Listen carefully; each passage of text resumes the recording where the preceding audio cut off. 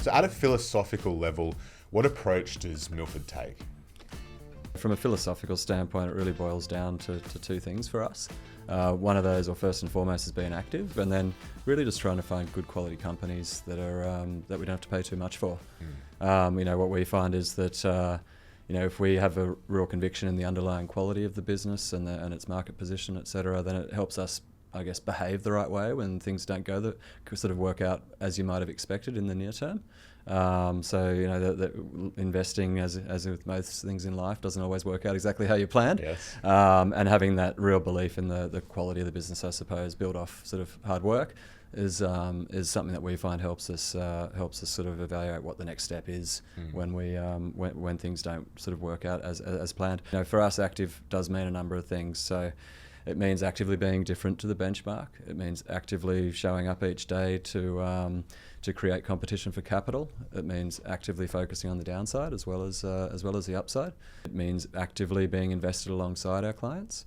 Most importantly, not necessarily investment related, but being active in the way that we communicate with clients as well. So we've got over 100,000 clients that have placed their trust in us. Whilst there's the regular communications that go out when we do go through times where, say like COVID or something like that, we sort of try and dial that communication up rather than hide away. And so, whether it be sort of short form video that's sent out to clients to explain how we're managing through and what we're seeing out there when there is that sort of heightened uncertainty, that's a really important piece of what sort of being active means to us as well. Yeah, nice. Well, that's a perfect segue because we want you to communicate to us like we're one of your clients, because I think Bryce and I and a lot of people listening are certainly feeling a lot of uncertainty at the moment. Well, I'm not sure uncertainty is the right word. It's just been really noisy this year is probably how I would describe it. Just the news and markets, there's been a lot happening and it's hard to sort of grab onto anything and know what's real and what is just noise. So how are you approaching this year, and what do you think have been the most important developments that will really, be important over the longer term? Yeah, I think it's barely 2 months old, but it absolutely has been like just headline after headline, right, over that 2 months. I think our sort of best ideas are sort of somewhat independent of that noise. We actively look to sort of find investment ideas that are sort of somewhat in charge of their own destiny. Now, obviously, not everything's completely independent of that. But I think maybe before touching on the noise, but perhaps worth thinking also about just where markets are coming into this year and where we've been over the last couple of years, because I think that does dial up the sensitivity to some of that noise that you talk about. I mean, if we look at the S&P 500 over the last 2 years, there's only 28% of stocks that have outperformed the index return in that period. So it's barely 1 in 4 stocks that are actually doing better than the overall market indices are doing, which is pretty startling. And if we compare that to certainly in the last 30 years, that's the lowest it's been. So it's been a really narrowly led market. It's been narrowly led by in terms of some of the large cap stocks that have been outperforming, and then not just the large caps, but really anything exposed to that AI infrastructure build out phase. It has driven like a sort of quite a unique sort of narrowness or concentration in the market. When we think about some of the sort of news flow and noise of this year, then certainly that AI infrastructure trade and sort of where are we on that journey has certainly been called into question a couple of times.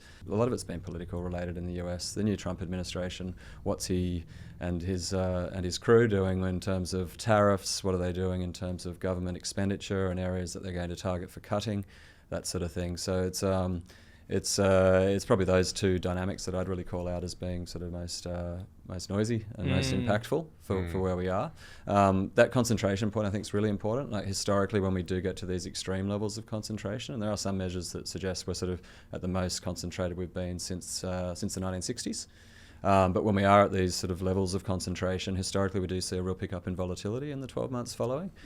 You get top decile type volatility after being in these periods of concentration. And so in that respect, we think, really important to be mindful of the skews within your portfolio, how diversified you are, whether it be by stock or by factor, or whether you're overly sort of positioned for one particular macro outcome. And so with things like the AI hype and the political environment that's going on, how are you seeing that flow through to different areas of the market, I guess, outside of the big seven? Yeah, I mean, outside of the big seven, I mean, we've certainly seen, on the AI side of things, it's been a bumpy ride in January and February, and so, some of those stocks have sort of bounced quite quickly and come back to, to where they were prior to, say, DeepSeek's news and that sort of thing. Some of them have not. For us, we're fairly selective in that area. We're not ringing the bell or calling the top, but ultimately the way we look at that space is that it is going to prove to be cyclical at some point. And so we're just, I guess, quite mindful of valuations and what's being baked in. Do we want to pay 25 or 35 times for a company that makes fan blades going into data centers? We don't. That said, if the top line sort of holds in there for long enough, then that'll look just fine, but it's just not a risk that we're willing to take.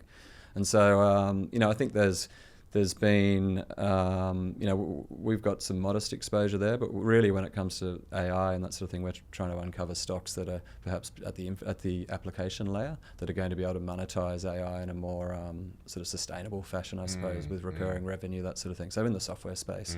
When it comes to some of the actions from the new administration, healthcare has obviously been in the sort of the crosshairs, I suppose. And here you've got areas in, say, life science tools. So the companies that are making the tools and instruments and ingredients that go into the research and development and production of medicines, those companies are being sort of, the share price is being weighed on because people are worried about the level of R&D spend in pharma and what that sort of looks like over the coming years. Similarly, in areas like hospitals and managed care or health insurance in the US, there's fears around what some potential cuts to parts of their revenue pie or revenue mix, if you like, could mean for the earnings. So we think that all three of those areas are creating some opportunities. We're not massively overweight healthcare at this point. We're sort of running pretty close to the benchmark, but we do think that there's opportunities emerging there because these stocks are being impacted by all the noise that's out there, and we think that there's some opportunities where that noise is being perhaps overly baked into share prices. From a tariff standpoint, our exposure when it comes to industrials, B2B, that sort of thing, we've intentionally focused more on industrial services companies, so companies that are somewhat immune from the tariffs. But now as we're sort of progressing through the reality, if you like, the actual installing of these tariffs, we're certainly doing the work on capital goods, transports, those sorts of companies to identify where perhaps share prices are being sort of overly impacted by some of the headline noise.